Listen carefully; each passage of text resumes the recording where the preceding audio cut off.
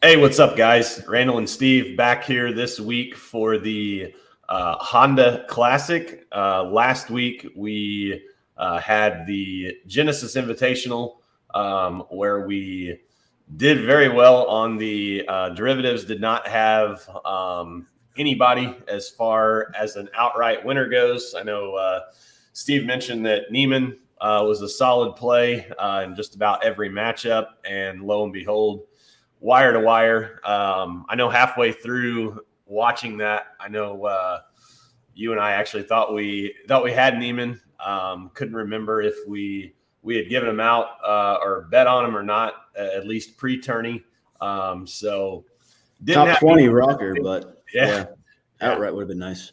Yeah, absolutely. 60 to 1 there. But with golf, I mean, we've said it week in and week out. I mean, you're not going to profit every week on the PGA Tour. We did profit last week, I believe, plus 1.23 units, bringing us right around plus 14.9 plus 14.9 units on the year. So almost 15 units, through the first two tournaments. Pretty solid there. Steve, I'll let you go ahead and recap these derivatives, and then we can get started for this week in the Honda Classic. Yeah, I mean, really no complaints there. I mean, we went 4 for 6, so 40%, which is really pretty good when you're considering that a lot of these odds are, plus money, 2 to 1 or higher. So JT top 10, we've talked about this over the past two tournaments, JT top 10. Depending on the field, it's a great bet. I mean, plus 160, that was great value there. I mean, obviously, Neiman, we touched on him already. We loved him. Wire-to-wire winner. That was never in doubt. Leishman wasn't the top Australian, but or actually, was he? Maybe he was. But, yeah, he had a great Sunday, got to the top 20, and then, Straka, like, plus 360. That was our actual biggest hit in the derivatives. Yeah, he actually finished tied for 11th. So, yeah, I mean, derivatives is where the money's made. I mean, obviously, outrights are the glamorous thing. You want to hit the outrights. It's a huge payday. But, this is where the money's made, derivatives. So, we've really been doing well there. I mean, that's where we made the majority of our money. I mean, we won on Scotty, but that was only really 4 units after everything. So, yep. Yeah, absolutely. And I mean, I tortured myself for 4 full days and had golf in the background Thursday, Friday, and man, I mean, it's exhausting watching those guys. Yeah. You get somebody gets out to an early lead. Spieth, I mean, we talked about this.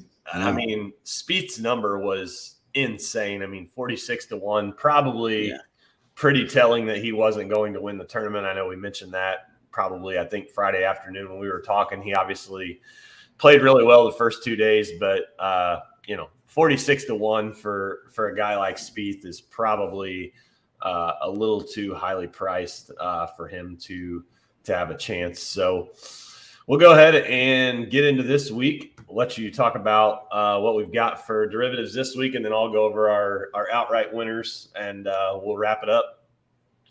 Sounds good. Yeah, so this week, I mean, this field's way smaller. So we're a little bit lighter. Only have, 10. Usually we'll do, or no, I can't even add 7. Usually we'll do 9. We have 7 this week. So top 10, Sung J M. I mean, shockingly, or maybe not based on his play at this course. But yeah, Sung Jae is the odds-on favorite. And again, we stress this every week, but I'll keep touching on it. At DraftKings, he's plus 1,000 to win, and then his top 10 is even lower. On FanDuel, he's 1,300 and plus 170. So again, always got a price shop.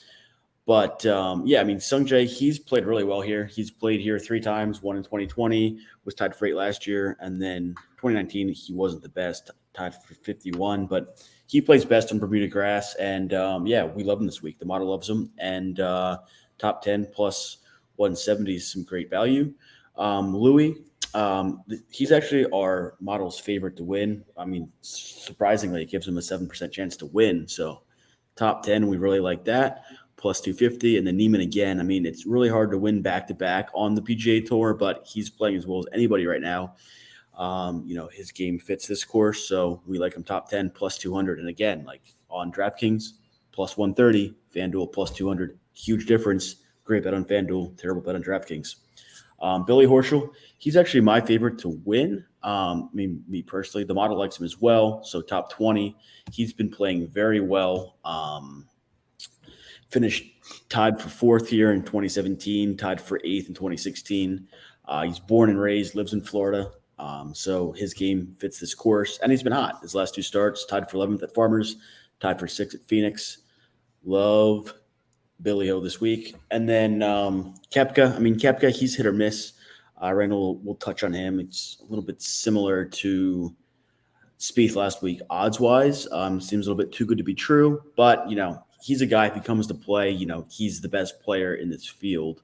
The fact that he's not the favorite is reflective upon, just his attitude and how he treats these, majors or tournaments that aren't majors. But, Brooks, if he comes to play, should be a rocking chair winner there. And then top 40, Matthias Schwab, plus 190, Mito Pereira, plus 100. Both these guys are in good form. Mito, actually, he finished, what was he last week? I think he was top 20. I forget exactly what he was, but yeah, he's been playing well. He's a rookie, but really like him. He's Chilean, just like Neiman. Chilean guys are making a push on the tour. And then, Schwab, I actually like him in the top 20 as well, plus 500, but we're not going to be too greedy with him. We'll take him top 40 and hopefully have it be an easy winner. Yeah, absolutely. And, this week, outside of just the last couple of weeks, a lot of our outrights here are in our top 10s and top 20s. So hopefully exactly. That pays off. First guy that we're looking at, now you mentioned him earlier, Sung J M, 14-1. He is the favorite, like Steve mentioned. Brooks Koepka, 20-1. Again, this could be very similar to Spieth last week. Maybe, too good to be true on the value side of things. But, like you said, Steve, it's solely the fact that Koepka, just doesn't really care about these tournaments that are not, majors. So we'll see how this goes. Definitely love the top 20, and then obviously love the value here. We'll see how it plays out for old Blondie and Louis Oosthuizen. 20-1. Model loves him. He mentioned he's probably the best pick from the model this week. A guy we love to hate. So we'll see. We'll see how that plays out. But Louis 20-1, and then our last guy that you mentioned, Horschel, 21-1. He's been playing well. Have him, top 20, I believe. Yeah, top 20 plus 135, and then also on the outright at 21-1. So that's it for this week. Pretty short video. Those are our picks for the Honda Classic. Hopefully we can, continue making you guys money if you're following along 2 weeks in a row, winning money with the PGA. Definitely not easy to do week in and week out, but we've developed a model that over time has been pretty profitable for us since we've been using it. So that'll wrap up today's show, and we'll see you guys next week. Good luck.